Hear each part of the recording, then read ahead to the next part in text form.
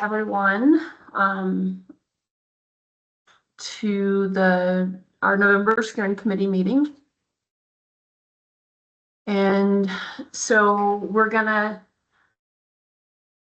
go through, so the end of September was the end of the first phase, what's referred to as budget period. That's the BP. So the first phase is closed out as of the end of September, and all the deliverables were submitted to DOE in October. So we're going to run through kind of the key deliverables that we're going to be sharing with all of you, and then do an update on just the status of the project itself. And then as we start into budget period 2, I'm going to have team members do kind of a round robin update, not super formal, and then talk about next steps. So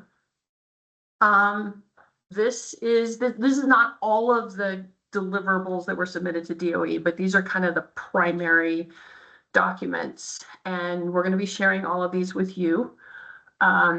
So starting at the top, as you recall, Loom did surveys and interviews of building officials throughout Arizona and New Mexico to help establish the baseline of around, what are the needs around energy codes, sustainability codes, what are barriers to adoption and compliance. And then based on those surveys, NBI did a baseline assessment report. They pulled in additional information regarding characteristics of building stock in our region and other things. And so there's the full report, and then there's a summary document that was the basis for the presentation you got on the assessment. Then SDR, their final community engagement plan. There were 3 engagement sessions that were done during this phase. 2 of them were for public, and 1 was focused at building officials. The second session ran a little cleaner, so we'll be providing the recording of that, as well as the one that was done for the building officials, which was a little different. If you don't want to watch the recording, SCR also did a summary report that shows the slides and talks a little bit about the kinds of participants and some of the responses to the questions that were asked. And then with respect to the Regional Resilience Code, we needed to submit kind of a framework for that. And so there's 3 pieces to that. 1, there were some initial code concepts that were developed by the TAG through their TAG meetings and through some focus group meetings that were held. And with that, there was a little bit of like prioritization in the sense of like, what are low-hanging fruit, what should NBI start with in terms of developing the code. And then the full kind of set of initial code concepts that NBI is going to run with is in the second document, the 827 document. And then the second piece to this is the roadmap. And so there's a roadmap scoping draft. I do want to caveat that one with, we've had some additional discussion, and so the direction that roadmap's going is probably going to shift a bit. So definitely take a look at it, but it's probably not exactly where we're going to land. And then there's what we're calling a resilience code scoping report. It is very long. I apologize in advance. It's over 100 pages, but it documents all of the discussion and the back and forth at the TAG meetings, the EAP meetings, the deep dives that were done, and really lays out the process of how we got from, our initial discussions about what is a resilience code to those specific code concepts. And then There's the final piece is the living implementation guide and the framework that IES developed. So there are other documents, but these are kind of the key ones, and we want to make sure that everyone has copies of them. And this will be the basis for moving into the next phase of the project. So before I go on to the next step, any questions, any thoughts, any comments about the deliverables?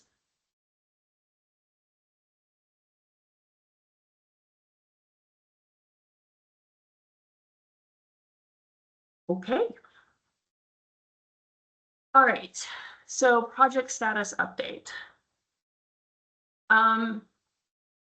So some of you may have heard that in the beginning of October, right after the shutdown started, that DOE started issuing terminations for a large number of grants. There's no official list from the department, but there are lists that are floating around. This project is not on any of those lists. However, we keep referring to this is a grant. It's technically what's called a cooperative agreement. And so it's structured a little differently than you would expect with a typical grant. So we talked about phases, the budget periods. This project has 3 phases, 3 budget periods.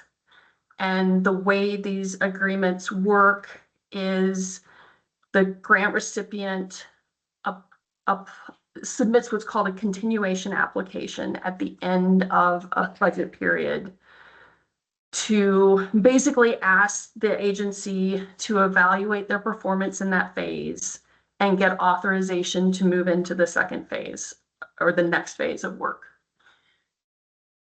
Even before the shutdown, DOE, the frontline staff is not authorized. Well, they're not authorized to do budget modifications, which is why we were have not yet been able to get SDR formally on the project.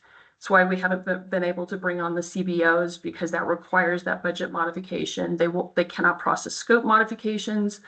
They cannot process time extensions, and they cannot process continuation applications. So as of right now, even though we are not on the termination list, NBI does not have access to the grant. So the core team has been working to figure out how we keep the project going despite the situation. But we wanted to let you know that as of right now, basically we cannot utilize the grant at all, even though it's not been officially terminated. Kevin, do you want to add to that? I didn't want to go into all the great details, but no, I think we'll talk about what we're trying to continue doing to get to keep the project going. I think, yeah, we'll get to that on the next slide, I think. So yeah, just knowing, I mean, the keyword, as I've been saying for 6 months, just a lot of uncertainty around the project still, and yeah, we no longer have access to the grant. So DOE did announce a reorg this morning. So EERE, the office administering the grant, they're now under the Critical Minerals and Energy Innovation Office. So I think that means we'll probably see further delays in getting approvals for the project to move forward. But on that note, we are moving forward. Courtesy of the commitment of your project team, we are finding a way to keep this moving. So there's a lot actually going on. We are initiating what is technically budget period 2 work, even though we're not officially, according to DOE, in budget period 2. We're just moving ahead.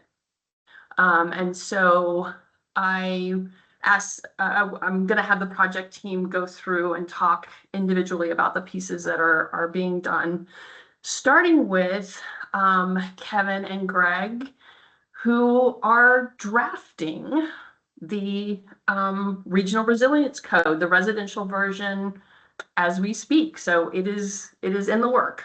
So you two want to give a little overview? Yeah, I can tee it up, and then Greg, I'll let you go over it if you want.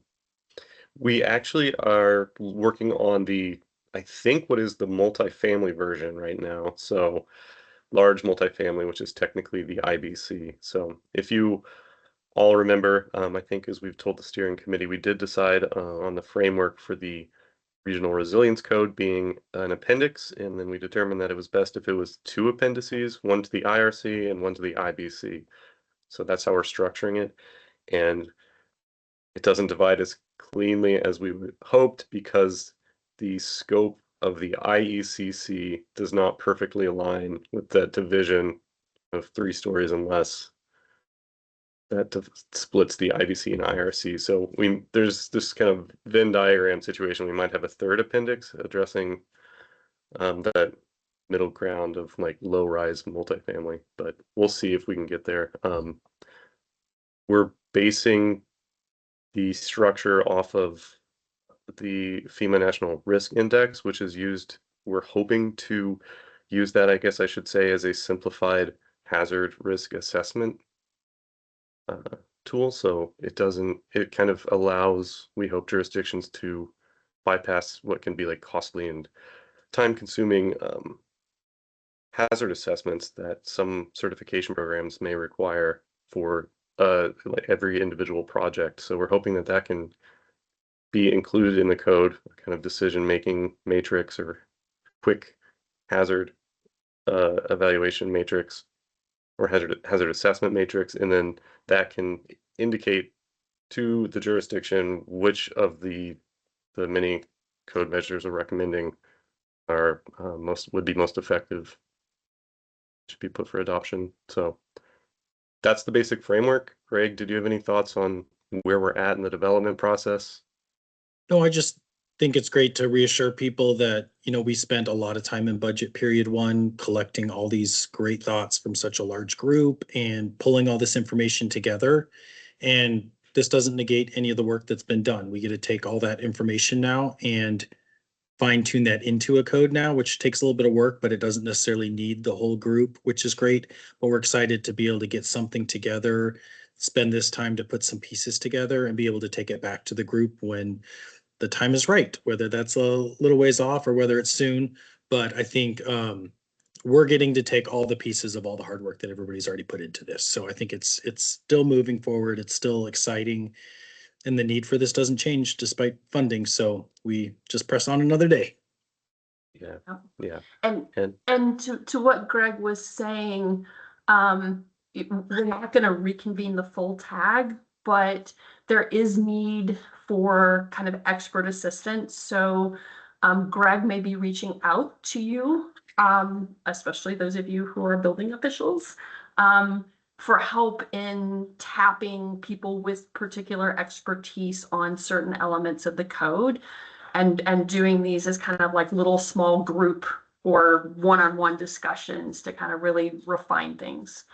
So keep an eye out for those asks. We'll try to keep it light, but we really are going to need to tap additional people, additional expertise to get this flushed out. Yeah.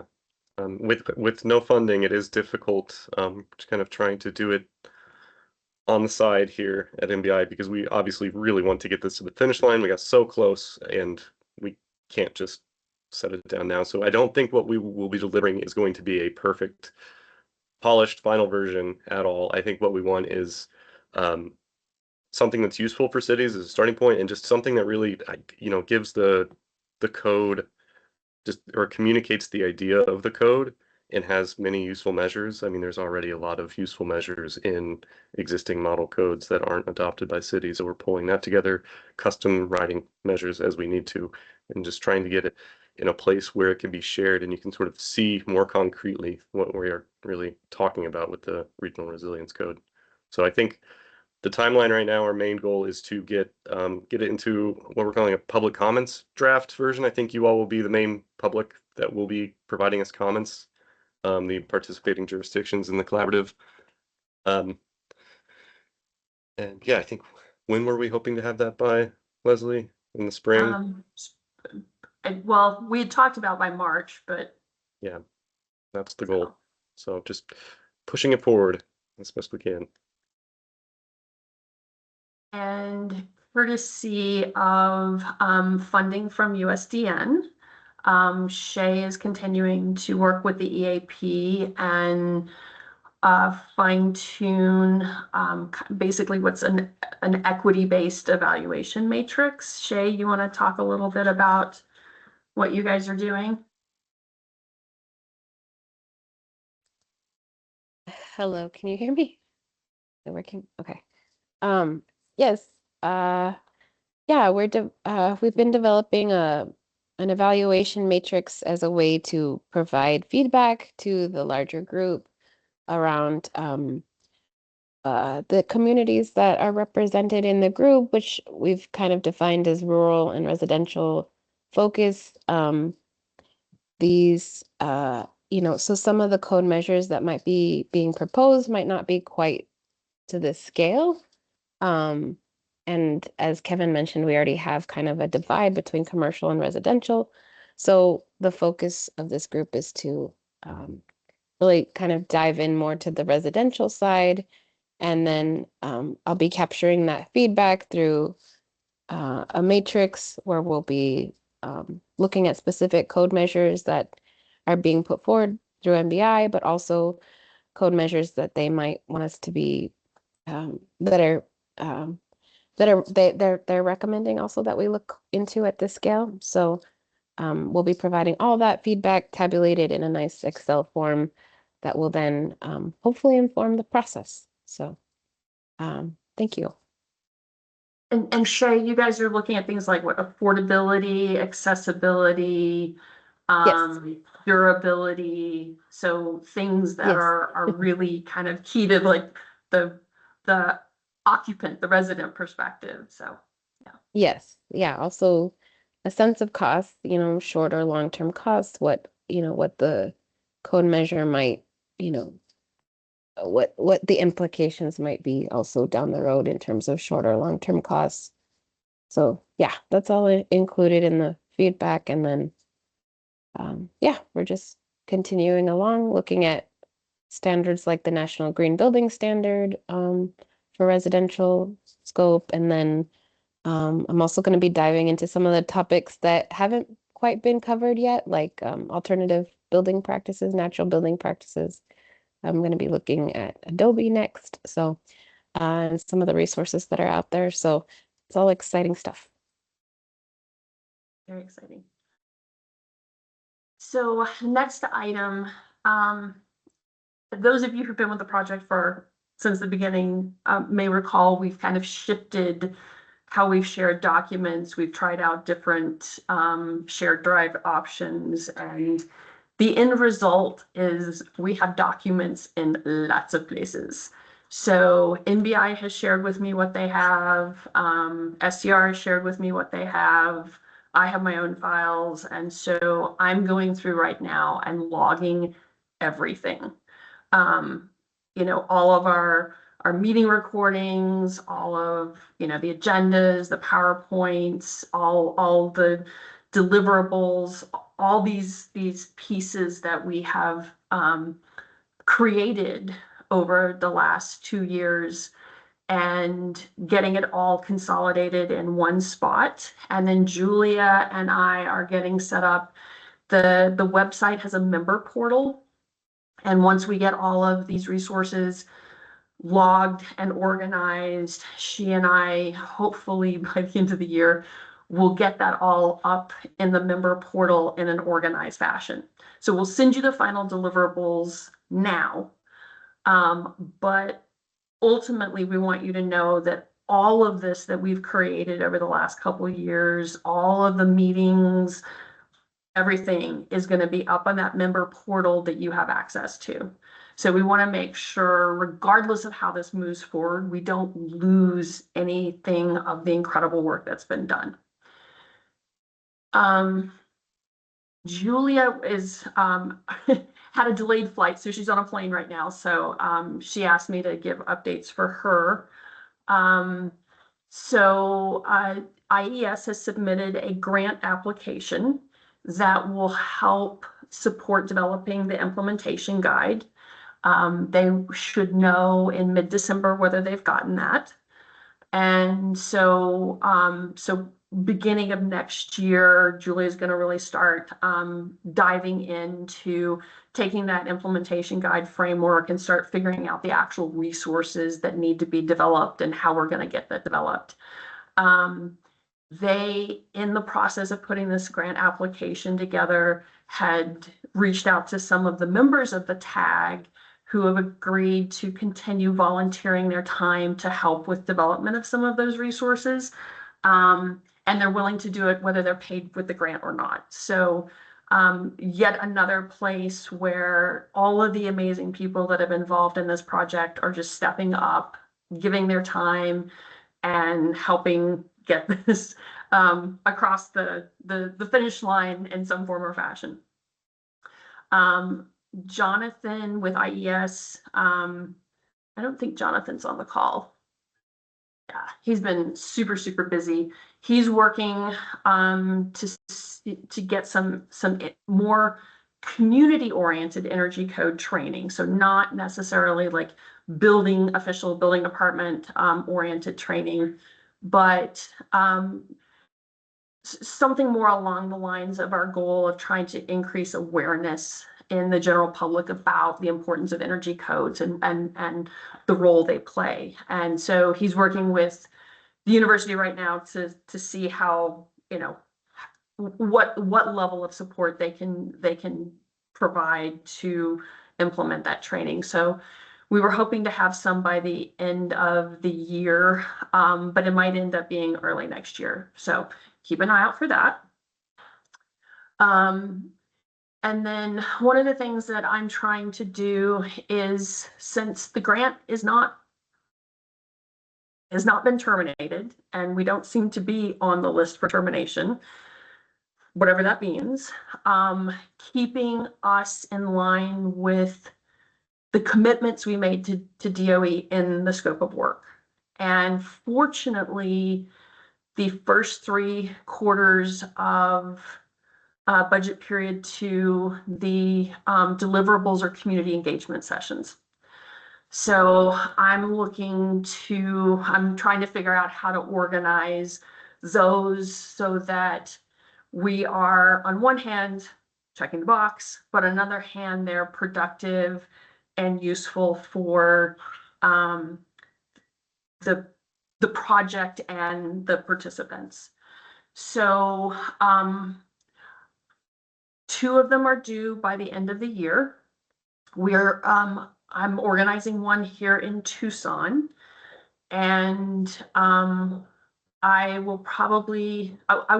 be reaching out for help from you guys to see if you're willing to host one of those or help me organize for your community. If anyone is interested in having a community engagement session in December, so because we're required to do 2 by the end of the year, let me know. So the approach that I'm taking, what we're doing here in Tucson, is basically what we call lunch and learns.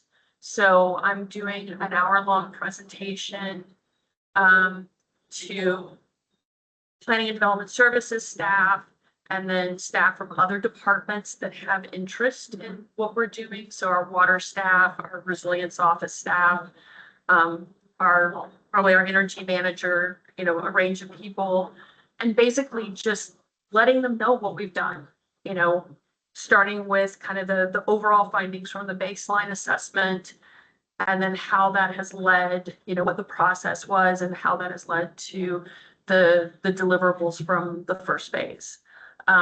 So it'll be, between presentation and Q&A, about an hour long. If any of you as jurisdictions are interested in hosting a second one, in December, let me know. I'm also trying to see if we can't do one for kind of industry, to get that second one. But as I try to figure these out, like I said, I'll reach out to you all, and if you can host one or help me get one organized, that would be helpful, just so we can demonstrate, once DOE's communicating with us, and if we're, going to actually be able to move forward with the grant, we want to be able to demonstrate to them that we stayed on track. So that's what that piece is about. And then, Martine, I saw you're on the call. I don't want to totally put you on the spot because I know you guys are still early in scoping it out. But do you want to talk a little bit about kind of what your thoughts are on the economic assessment at all? Yeah, of course. Hi, everyone. Kind of where we're at right now is Claire, who's our energy policy advisor here at the Conservancy, and I have just kind of been going through some of the economic assessments that kind of exist out there. The one I know Kevin shared one with us that NBI did a couple of years ago, and we're just kind of seeing what the literature is and kind of the approaches towards these assessments, whether like it's first cost or life cycle assessments. We still haven't put anything down in writing, but just thinking about like what kind of assessment we'd want to do that would support the regional resilience code. That's kind of really where we're at. It's still pretty early in the process, and I think and something I need to just verify. I think we're probably waiting to see like for the code to be like close enough to a draft so that we can use that and kind of like take the opportunity to do it then. Thank you, Martine. Because we had asked for some level of economic assessment from PNNL that's part of this being a cooperative agreement, and it doesn't look like that's going to happen. So we really appreciate Nature Conservancy stepping up and looking to fill some of that void and provide some of that really critical information about the economic implications of the code. Yeah. I will add something I'm adding on that is if anyone has any recommendations or thoughts as to like who could be potential partners to contract out for the assessment, that would be very helpful. I think in particular, getting a sense of how much it would cost to do this study would be helpful for us for budgeting purposes. Yeah, so if anyone knows of any firms that are capable of doing an economic assessment of a building code, feel free to send it to me and I can pass it along to Martine, or you can send it to Martine directly. We'd appreciate that. And the next item, NBI has a grant that they're going to be pursuing. It is in the climate adaptation space. It requires 3 partners, a registered climate adaptation practitioner, and NBI has successfully gotten themselves registered. So they qualify for submitting the grant application, but there also needs to be a local jurisdiction or tribe and a community-based organization. The key is that the grant really focuses on small communities. So we're just like, there was just an initial webinar actually end of last week. So we're just kind of trying to wrap our heads around it right now. But we may be reaching out to see if one of you all is willing to partner. We are, but unfortunately Tucson, it exceeds the population threshold. So we would not be of help in that regard. It doesn't sound like it's really a big lift for any for the jurisdictional partner beyond what you guys are already doing. And then whatever CBO would probably depend on what community that we end up kind of centering this on. So we may, again, be reaching out for help on getting that developed. Kevin, you want to add anything, any additional thinking you guys have on it? I don't think I have anything to add on that. No. It would be starting in mid-late 2026. So we're continuing to work to find funding. We've got partners keeping an eye out for opportunities, and we'll continue to pursue anything that we can to bolster what's already happening. But I hope you get a good sense of just how committed the partners are to this, that all of this work is still happening, even with us not having access to the grant at the moment. So just incredible kudos to the team for all the amazing work that they're continuing to do on our behalf. So any questions about this?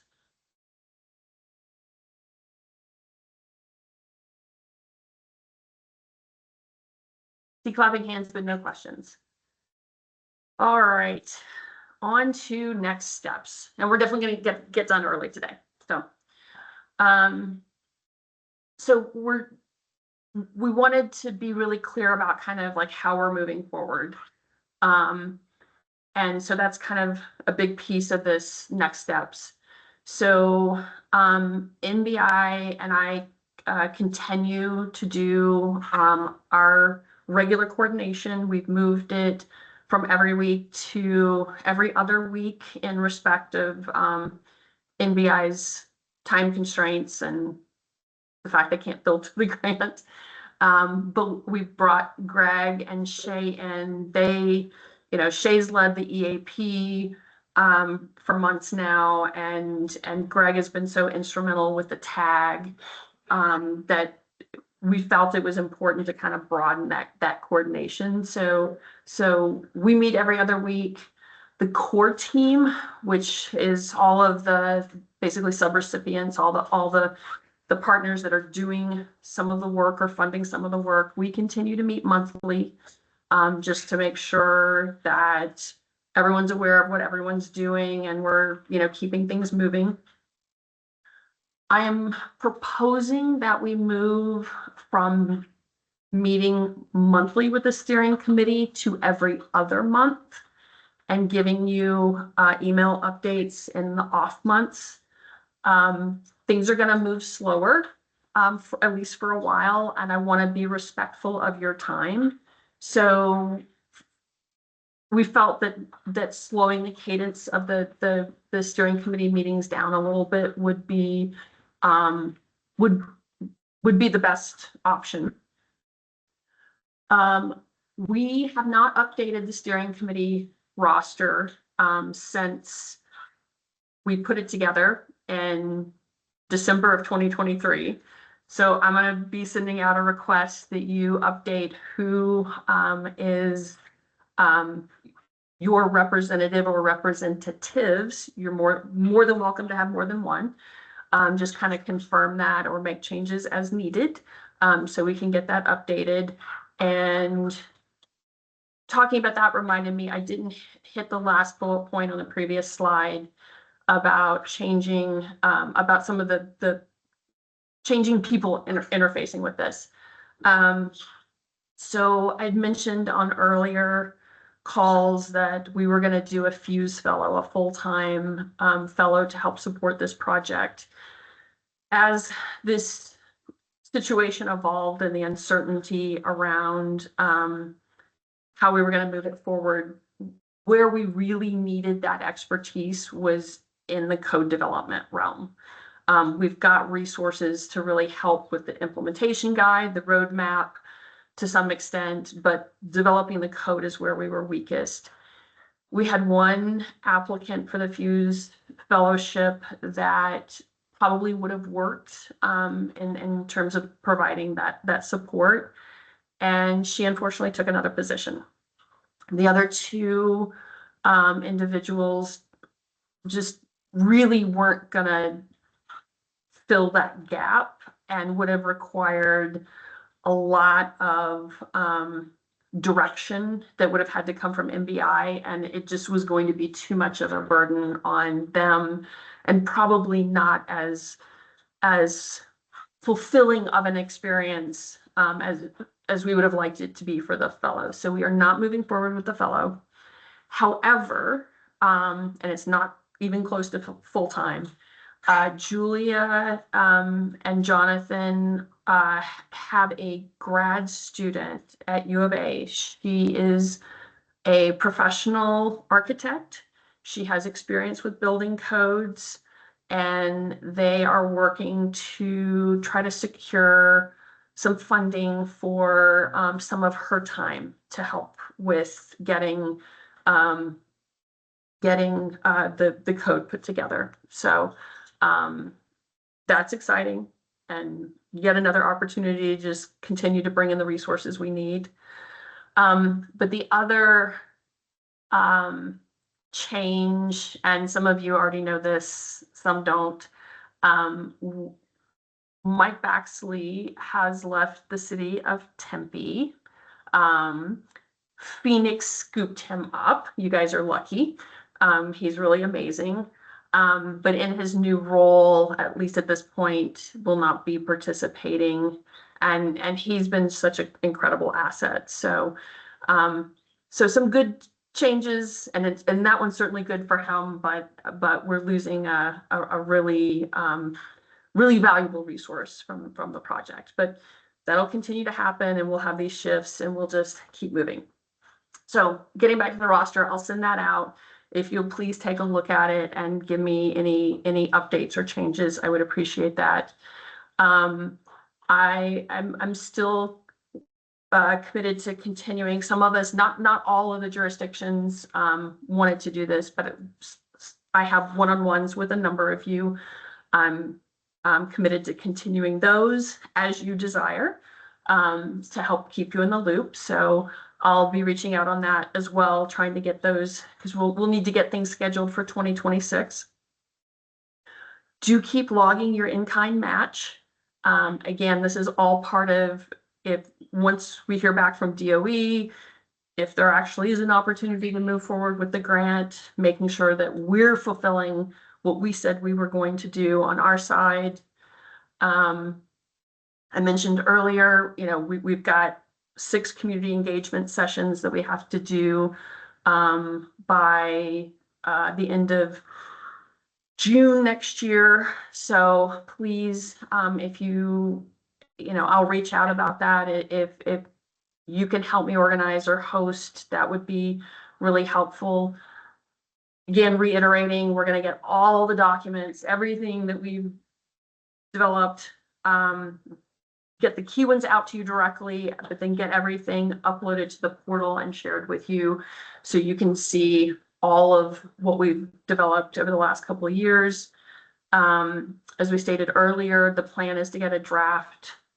I thought it was residential. Kevin, it sounds like it's multifamily code out for public review in early 2026. We're still figuring out what that review looks like.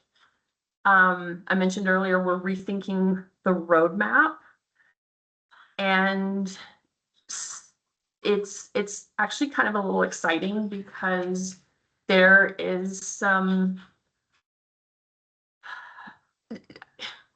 I can't say it's new thinking, but there is thinking that the utilities are doing, that they're getting out more publicly about how they see the evolution of grid resilience. And for those of you who maybe have heard the terminology, it really relies on distributed energy resources, things that they're calling virtual power plants. And there's an alignment between where the utilities are going and where we're trying to go, that we want to try to really explore and kind of make that some of the framing and the foundation for the roadmap. So that's kind of where we're at there. I mentioned we'll be starting on the living implementation guide in early 2026. And then that scoping report, the really, really long document, I'm going to continue to update that. And then what other means we have to do, like the website, so that we document the process. Even though communications may be a little less frequent, progress may be a little slower, we want to make sure that it's really clear, you know, what everything that we're doing, how we get from where we are now to, you know, our end goal, and make sure that that's really transparent to you. So that's all I have. Kevin, anything, or any other the core members, anything you want to add?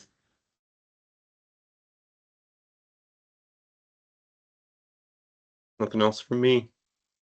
Thanks to Leslie for keeping us on track and organized. Thanks for maintaining all of the spreadsheets. Well, thanks to you guys for doing the work and keeping this moving. So any questions, anything from the rest? Oh, sorry, Greg. I was just gonna say, we just gotta keep the energy going and give where we can and support and keep it relevant in the communities right now. I think it's just we've done so much work. Let's not lose any ground on this. Yeah. And any other comments or questions from folks? Any of our jurisdictions have thoughts?